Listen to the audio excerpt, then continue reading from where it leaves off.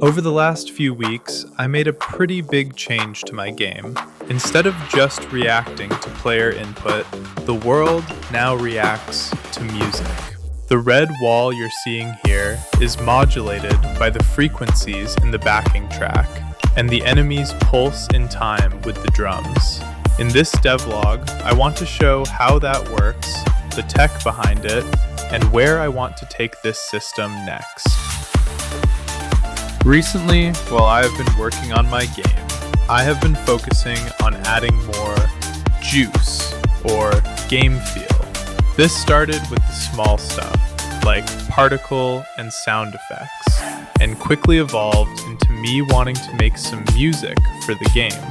This immediately led me to thinking about adding an audio visualizer to the game, making it so that the game seemed to respond in time with the music.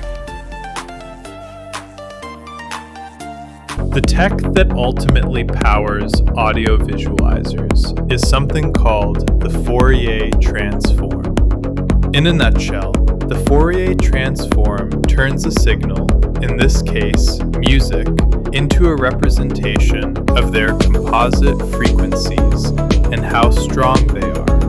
Using the Fourier transform, we can capture the frequencies and their strengths that a song is playing at any given time and represent that visually.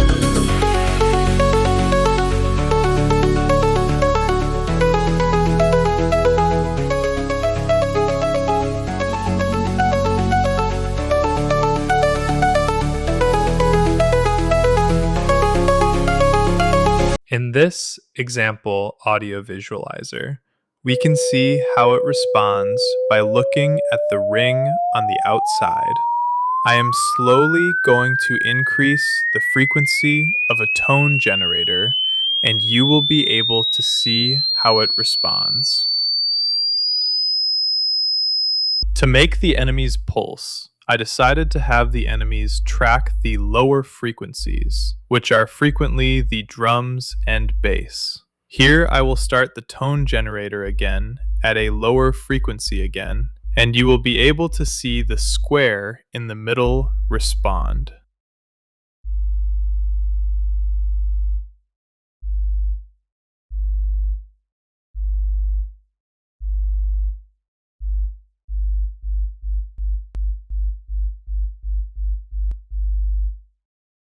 To make it more seamless, I decided to make a song and split it up into two separate tracks.